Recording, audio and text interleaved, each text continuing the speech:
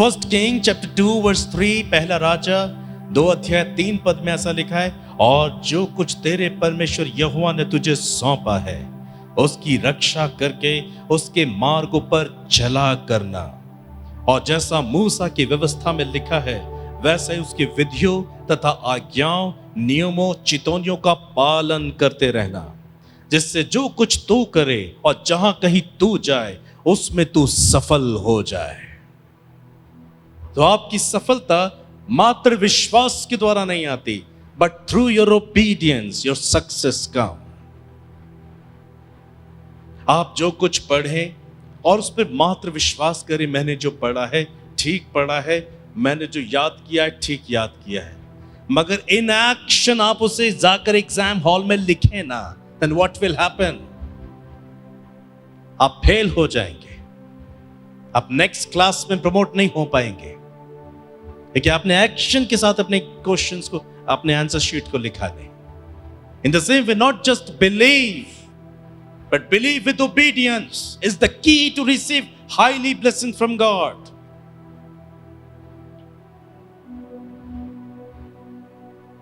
Romeo 5:19 में लिखा है, क्योंकि जैसा एक मनुष्य की आज्ञा ना मानने से बहुत लोग पापी ठहरे, वैसे ही एक मनुष्य की आज्ञा मानने से बहुत लोग धर्मी ठहरेंगे। यीशु ने आज्ञाकारिता दिखाई, और जो उसके समान उस आज्ञाकारिता में जुड़ता है वो जब धर्मी होता है, तो प्रेरितों के काम 16 अध्याय 31 पद में लिखा है, उसके घराने के लोगों का भी उद्धार हो जाता है। In action, in obedience, not just a simple believe. आप जिनके अंदर मात्र विश्वास की छाया को देखें, आप उनके अंदर कभी क्राइस्ट का दर्शन नहीं कर पाएंगे। आप उनके अंदर संदेह, शक, भ्रम आसानी से देख सकते हैं। वो बहुत जल्दी अपनी मुश्किलातों में फंसकर गिर जाएंगे, पर जो आज्ञाकारिता में स्थिर रहते हैं, जो इन एक्शन में बिलीव करते हैं, लिखा है धर्मी जन चाहे 100 बार गिरे तो भी उठ खड़ा होता है, बिकॉज ओबीडियंस। धर्मी जन गिरेगा तो पड़ा ना रह जाएगा, पर उठ खड़ा होगा, बिकॉज ऑफ ओबीडियंस। यानी कि धर्मी जन गिरता है, यानी कि शब्द है धर्मी जन जब गिरता है या गिराया जाता है, यानी कि वो खुद नहीं गिरता पर उसे गिराया जाता है, पर वो पड़ा नहीं रहेगा क्योंकि वो धर्मी है। इन एक्शन वो उठेगा। How you receive your answer from God? आप अपनी प्रार्थना का उत्तर कैसे हासिल करते हैं? 1 जॉन चैप्टर 3 वर्स 21 to 22, पहला यूहन्ना 3 अध्याय 21 और 22 पद में लिखा है, हे प्रियो, यदि हमारा मन हमें दोष ना दे तो हमें परमेश्वर के सामने हियाव होता है, कॉन्फिडेंस होता है, और जो कुछ हम मांगते हैं वह हमें उससे मिलता है, क्योंकि हम उसकी आज्ञाओं को मानते हैं, और जो उसे भाता है वही करते हैं। दिल में नफरत रखकर, वह विचार रखकर, दूसरों के प्रति जलन रखकर, बदले की भावना रखकर, विरोध रखकर, हम अगर विश्वास का दावा करें, अपने आप को मसीह के संग जोड़ने का दावा करें, हम झूठे होंगे, कि हमारे जीवन में प्रभु यीशु का स्वभाव नहीं देखने को मिलेगा।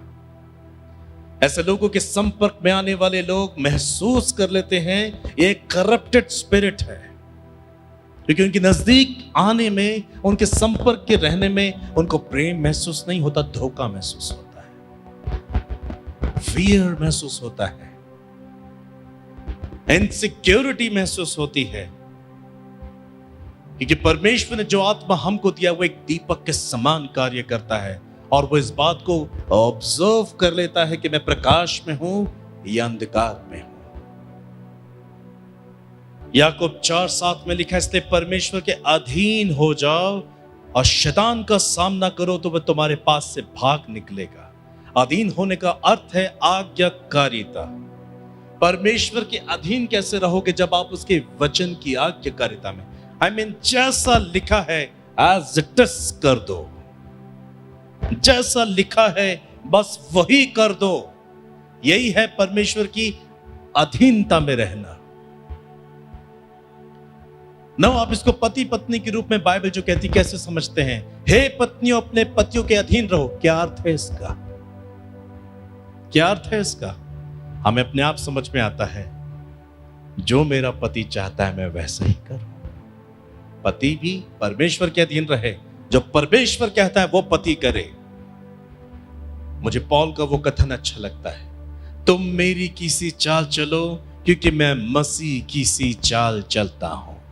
पति मसीह की सी चाल चले तो पत्नी पति की सी चाल चल सकती है। यदि आप आज्ञाकारिता में रहते हैं तो शैतान आपके पास से जरूर भाग निकलेगा। थोड़ा वक्त लग सकता है, but he will flee from you. वो ज्यादा दिन आपको टॉर्चर नहीं कर पाएगा, because you are doing what God wants you to do.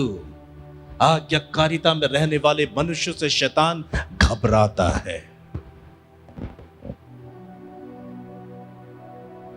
मात्र विश्वास में कायम रहने वाले लोगों से शैतान नहीं डरता। बाइबल का अधिक ज्ञान रखने वालों से शैतान नहीं घबराता। वो घबराता है उन मनुष्यों से जो आज्ञाकारिता के साथ बने रहते हैं, क्योंकि आज्ञाकारिता में परमेश्वर साथ होता है। एक व्यक्ति मात्र विश्वास करता है और एक व्यक्ति विश्वास के साथ आज्ञा का पालन भी करता है। ईश्वर मात्र विश्वास करने वाले के साथ नहीं होगा, मगर जो आज्ञा का पालन करता है उसके साथ वो खड़ा होगा। ऐसे व्यक्ति के लिए ही परमेश्वर का वचन कहता है, जहां कहीं तू जाएगा मैं तुझे आशीष दूंगा। The book of Joshua chapter 1 verse 8, यहोशू 1:8 में लिखा है, व्यवस्था की ये पुस्तक तेरे चित्त से कभी ना उतरने पाए, इसी में दिन और रात ध्यान दिए रहना, ताकि जो कुछ उसमें लिखा उसके अनुसार करने की तू चौकसी करे, क्योंकि ऐसा ही करने से तेरे सब काम सफल होंगे और तू प्रभावशाली होगा। इन एक्शन, आज्ञाकारिता, not just a simple believe. जब आप ईश्वर के वचन को जो आपके हृदय में है उन पर आप मेडिटेशन करते हैं, ध्यान करते हैं। Meditation always bring revelation. जब आप उस पर ध्यान करते हैं, मैंने क्या पढ़ा है, मैंने क्या मनन किया है, उसके अनुसार इन एक्शन में उतर के आते हैं, आज्ञाकारिता के साथ करते हैं, तभी आप सफलता को हासिल करते हैं। तभी सफलता का मुकुट आपके ऊपर राज्य करता है और तभी आप प्रभावशाली मनुष्यों में गिने जाते हैं।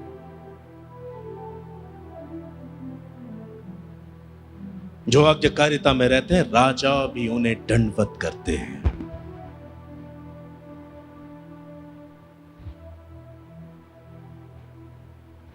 मलाकी चैप्टर 2 वर्स 2, यह बहुत ही भयानक है। मलाकी 2:2 में लिखा है फ्रॉम द ओल्ड टेस्टामेंट, यदि तुम इसे ना सुनो और मन लगाकर मेरे नाम का आदर ना करो तो सेनाओं का यहोवा यूं कहता है कि तुमको श्राप दूंगा, और जो वस्तुएं मेरी आशीष से तुम्हें मिली है उन पर मेरा श्राप पड़ेगा, वरन तुम जो मन नहीं लगाते हो इस कारण मेरा श्राप उन पर पड़ चुका है। Now you have a good health, good strength in your body, you have so much blessings, you're increasing day by day. कितने दिन तक बनी रहेंगी?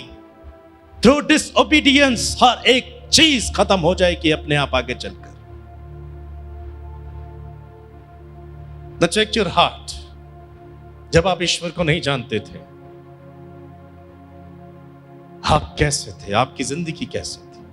You was broken. मगर जिस दिन से आपने ईश्वर को जाना, आपने आज्ञाकारिता शुरू की। अब चेक आज आप कैसे? You are fruitful now. आप आशीषित हो रहे हैं, मगर आप इन आशीषों को मेंटेन कैसे रहेंगे? Very easy to receive blessings from God, but very tough to maintain the blessings from God. कुछ भी हासिल करना बहुत आसान है, मगर हासिल की हुई चीजों को बनाए रखना बड़ा मुश्किल है, और बनाए रखने का कार्य है आज्ञाकारिता। यदि तुम इसे ना सुनो, क्या ना सुनो, मेरी आज्ञा ना सुनो। आज्ञाकारिता के साथ तुम इसे ना सुनो, मेरा आदर ना करो, तो परमेश्वर कहता श्राप दूंगा। जो वस्तुएं तुम्हें मेरी आशीष से मिल गई है, जो हेल्थ मेरी आशीषों से तुम्हें मिली है, जो बढ़ोतरी मेरी आशीषों से मिली है, यदि तुम उसे वो ना करो जो मैं चाहता हूं, इन एक्शन आज्ञाकारिता के साथ, तो जो भी तुम्हारे पास है सबका सब श्रापित हो जाएगा। हेलो, आप साथ सुन रहे हैं? वो दिन आ रहा है जब प्रभु की तारीफ की जाएगी। वो दिन आ रहा है, एक आज्ञाकारिता आत्मा को, एक आज्ञाकारी आत्मा को यह अनुभव हो जाएगा, माय लॉर्ड इज कमिंग। और वो हंसेंगे, लिखा है, वो आनंद के साथ अपने चेहरे को ऊपर की ओर लगाएंगे और खुशी के साथ उठा लिए जाएंगे। ये दो अनुभव होने वाले हैं कि एक तो आनंद महसूस करेगा, something is going to happen very good, और एक अनुभव ऐसा होगा, फियर विल कम, घबराहट भर जाएगी। लोग कुछ हंसेंगे आपके सामने, कहेंगे क्यों हंस रहे हो? मैं घबरा रहा हूं, मैं घबरा रही हूं, डर रही। वाई? डिसोबीडियंस वाले लोग घबराएंगे, लेकिन उनकी आत्मा उन्हें बता देगी तुम छोड़ दिए जाने वाले हो, तुम नहीं ले जाए जाओगे, लेकिन तुमने मात्र विश्वास किया। मगर आज्ञाकारी लोग भक्तों की नाई बदलकर ऊपर उठा लिए जाएंगे। रोमियो 12:11 में लिखा है, प्रयत्न करने में आलसी ना हो, आत्मिक उन्माद में भरे रहो, प्रभु की सेवा करते रहो। हाउ? In obedience. भजन संहिता 128 उसके पहले पद में लिखा है, क्या धन्य हर एक जो यहोवा का भय मानता है और उसके मार्गों पर चलता है। इन एक्शन परमेश्वर आपकी सहायता करेंगे, मगर तब जब आप आज्ञाकारिता में होंगे। पवित्र आत्मा भरपूर सहायता देगा आपको तब जब आपके अंदर आज्ञाकारिता का मन होगा। प्रेरितों के काम 5:32 पद में लिखा है, हम इन बातों के गवाह हैं, वैसे ही पवित्र आत्मा भी, जिन्हें परमेश्वर ने उन्हें दिया है जो उसकी आज्ञाओं को मानते हैं। पवित्र आत्मा किन पर राज्य करेगा? पवित्र आत्मा किन में निवास करेगा? जो आज्ञाओं को मानते हैं। देखिए, पवित्र आत्मा उन्हीं में निवास करने के लिए आया है जो आज्ञाकारिता में चलेंगे, जो यीशु की इच्छा पूरी करना चाहेंगे, जो अपने आप का इनकार करेंगे, यीशु के खातिर क्रूस उठाएंगे, प्रतिदिन उसके पीछे चलेंगे। दाऊद जानता था कि बिना आज्ञाकारिता के लिए आशीष को पाना संभव हो जाएगा। इसलिए भजन 143:10 पद में दाऊद ने यह प्रार्थना की, द बुक ऑफ साम चैप्टर 143:10, मुझको ये सिखा, टीच मी ओ लॉर्ड, मुझको ये सिखा कि मैं तेरी इच्छा कैसे पूरी करूं।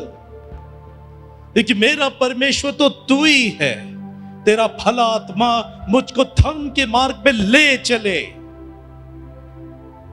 आज्ञाकारिता से परिपूर्ण था वो व्यक्ति, हर कदम पर, हर कीमत पर वो करना चाहता था जो ईश्वर को अच्छा लगता है। अपनी मां के गर्भ से निकलने के बाद से लेके कब्र में जाने तक the man followed God faithfully। वो जिंदगी भर वो करता रहा जो परमेश्वर चाहते थे। इसलिए बाइबल कहती है परमेश्वर ने दाऊद को अपने मन का पुरुष बताया है।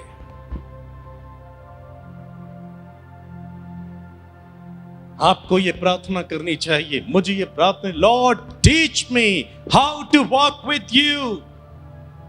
मुझे सिखा कि मैं तेरी इच्छा कैसे पूरी करूं, मेरे व्यक्तिगत जीवन में, मेरे वैवाहिक जीवन में, मेरे पारिवारिक, सामाजिक, आर्थिक, सेवकाई के जीवन में मैं तेरी मर्जी पूरी करूं।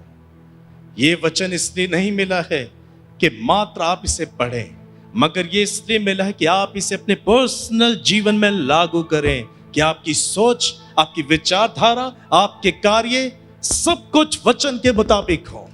आपकी फैमिली में, आपके रिलेशन में, जीवन के हर एक क्षेत्र में आप वचन के नाम से एक नमूना बन जाए।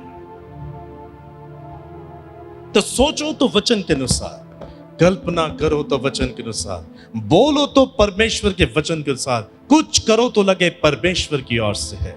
ऐसे ही नहीं कहा बाइबल ने कि हम मसीह की चलती फिरती पत्री हैं। We are the living letters of Jesus Christ. जब हम किसी का लेटर पढ़ते हैं, पत्र पढ़ते हैं, हम उस व्यक्ति की जज्बात को पढ़ते हैं। तो जो लोग हमें पढ़ें वो यीशु मसीह को पढ़ें। It is possible when you do obedience in action. Roman chapter 12 verse 1, इसलिए अपने शरीर को जीवित और पवित्र परमेश्वर को भावता हुआ बलिदान करके चढ़ाओ, यही तुम्हारी आत्मिक सेवा है। You must be clean internally and physically in action. Your heart must be clean before God. आपका दिल शुद्ध होना बहुत जरूरी है। Matthew chapter 5 declare, जिनके मन शुद्ध होंगे they will see God Almighty. मन का शुद्ध होना, हृदय का शुद्ध होना, आपके कामों का शुद्ध होना बहुत जरूरी है। आशीष के लिए, सुरक्षा के लिए, सक्सेस के लिए और रैप्चर के लिए। मात्र विश्वास नहीं चलेगा। विश्वासी भक्त नहीं होता, पर आज्ञाकारी व्यक्ति को भक्तिहीन भक्त की श्रेणी में रखा गया है।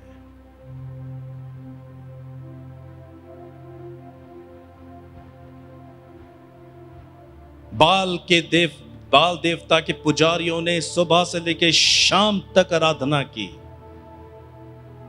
अपने ईश्वर को प्रसन्न करने के लिए उन्होंने अपने आप का खून भी बहाया, मगर पर उनके ईश्वर की ओर से कोई अग्नि आकर उनके बलिदान को स्वीकार नहीं की। मगर एलिय्याह ने जब बाद में उसको मौका मिला, उसने क्या कहा? हे परमेश्वर, अब तो इन सबको बता कि मात्र तू ही परमेश्वर है और मैंने ये सब कुछ तेरे वचन को पाकर किया है। उसने आज्ञाकारिता को दिखाया। Then what happened? स्वर्ग खुल गया और भयानक आग उतर आई और वेदी के पास आज जो पानी था सब सूख कर जल गया। और उसी दिन बाल के कई पुजारी एलिय्याह के परमेश्वर के भक्त बन गए और उसमें से 800 लोग घात कर दिए गए, मार दिए गए। देखिए, एलिय्याह ने ईश्वर के वचन को पाकर जिंदगी जी थी, इसलिए जब चैरियट उतरा उसके लिए रक्त उतरा, अग्नि से दहका हुआ, वो जिंदा ही स्वर्ग चला गया थ्रू ओबीडियंस, आज्ञाकारिता।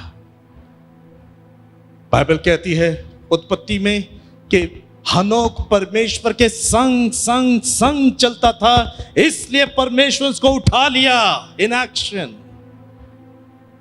मात्र विश्वास नहीं किया उसने, पर उसने वो किया जो परमेश्वर को पसंद है। तो चेक योर हार्ट, आप मात्र विश्वास कर रहे हैं या एक्शन सहित वो कर रहे हैं जो परमेश्वर को पसंद है। The Bible should be your pattern of your life. ये बाइबल आपके जीवन को जीने का लाइफस्टाइल होना चाहिए। आपकी आत्मिक सेवा तभी बढ़ेगी। नीति वचन 4 अध्याय 20 और 21 पद में लिखा है, हे मेरे पुत्र, मेरे वचन पर ध्यान धर के सुन, अपना कान मेरी बातों पर लगा, इनको अपनी आंखों की ओट न होने दे, वरन अपने मन में धारण कर। भजन संहिता 119:60 में लिखा है, मैंने तेरी आज्ञाओं के मानने में विलंब नहीं किया, वरन फुर्ती की है।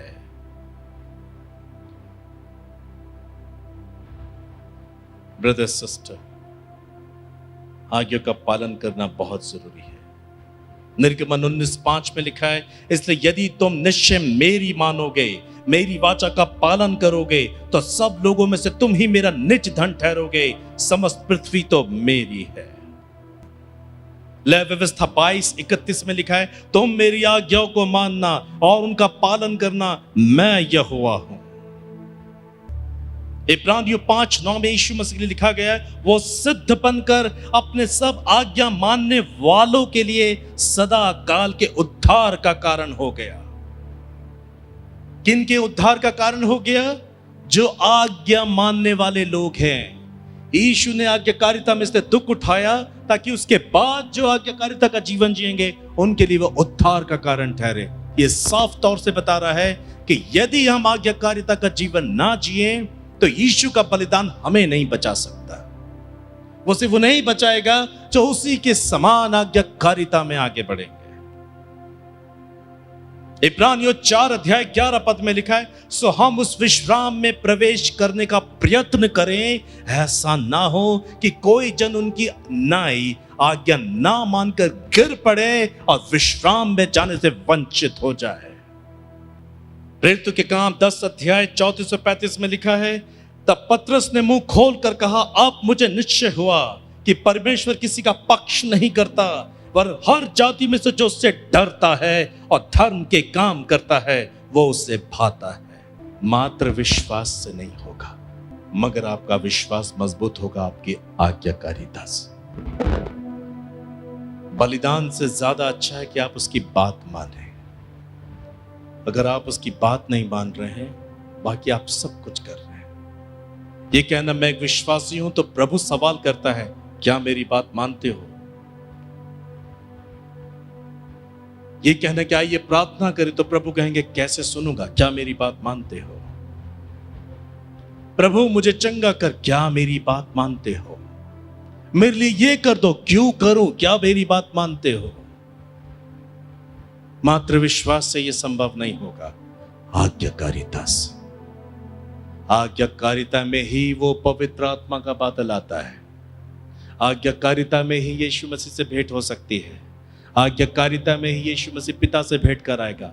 आज्ञाकारिता ही हमें रैप्चर के लिए प्रिपेयर करेगी। आज्ञाकारिता ही हमें आने वाले दुख और कलेशों से बचाएगी। और अगर आज्ञाकारिता निकाल दो, मात्र विश्वास करो, मरने के लिए तैयार हो जाओ, कोई नहीं बचने वाला। देखिए बाइबल क्या कहती है विश्वास करने वाले के लिए? शैतान भी विश्वास करता है, दुष्ट आत्माएं भी विश्वास करती हैं, तो भी वो क्यों शैतान है? क्योंकि वो आज्ञा का पालन नहीं करती है, मात्र विश्वास करती है। और यदि आप और मैं भी उसी संज्ञा में हो गए, मात्र विश्वास कर रहे हैं मगर वो नहीं कर रहे हैं जो परमेश्वर को पसंद है, तो वो शैतान की मानन गिना जाएगा। अब आप सोचो, आप क्या बोलते हो, क्या सुनते हो, क्या कहते हो, क्या करते हो, कहां जाते हो, क्या करते हो?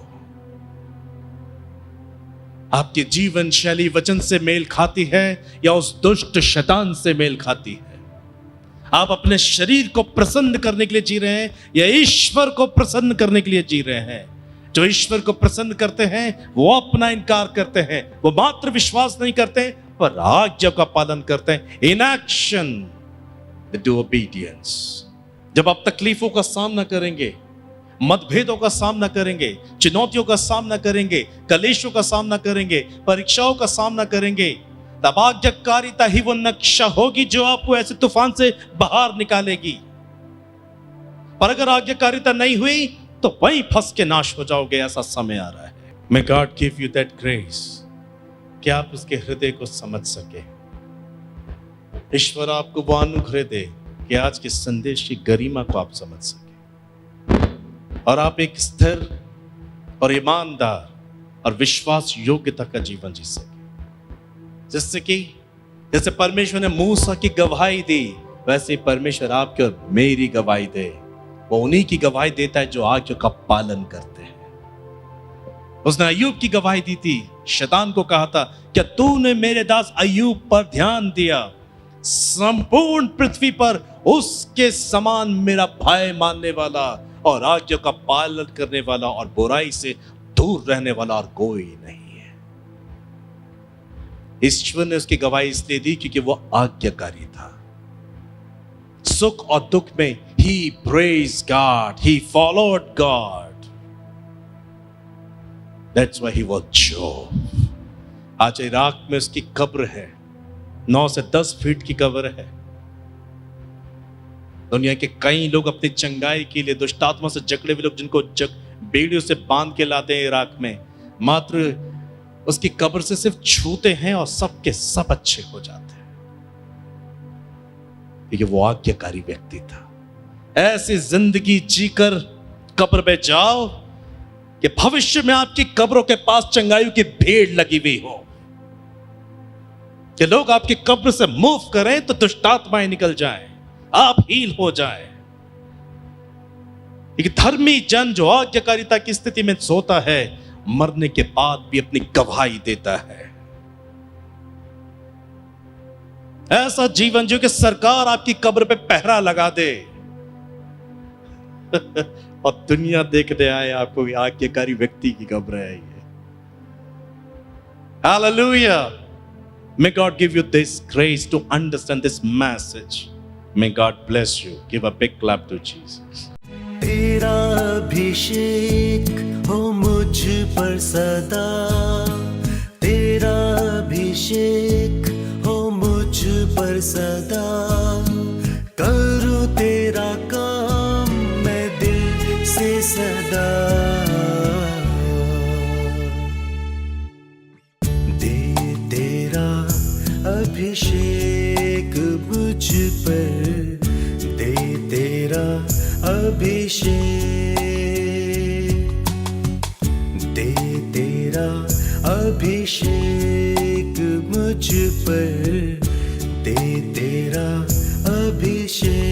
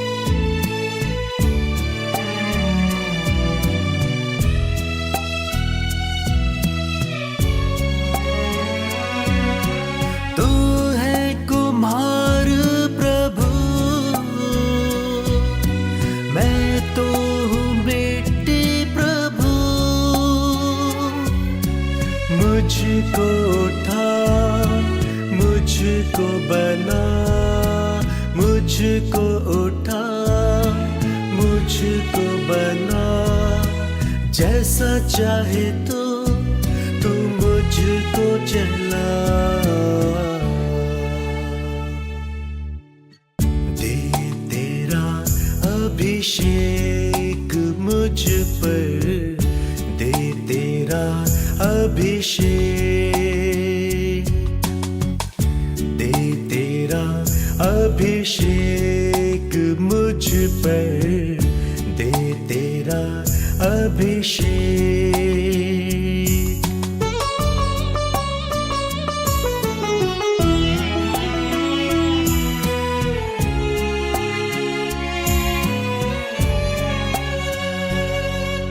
सेनाओं का प्रभु है तू, इज़राइल का राजा है तू।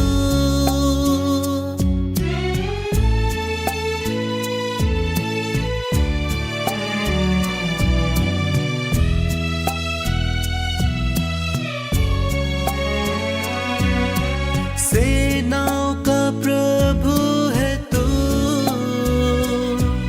इज़राइल का राजा है तू। तेरी महिमा करूँगा सदा, तेरी महिमा करूँगा सदा। मेरे जीवन में रूह अपना बसा। दे तेरा अभिषेक मुझ पर, दे तेरा अभिषेक,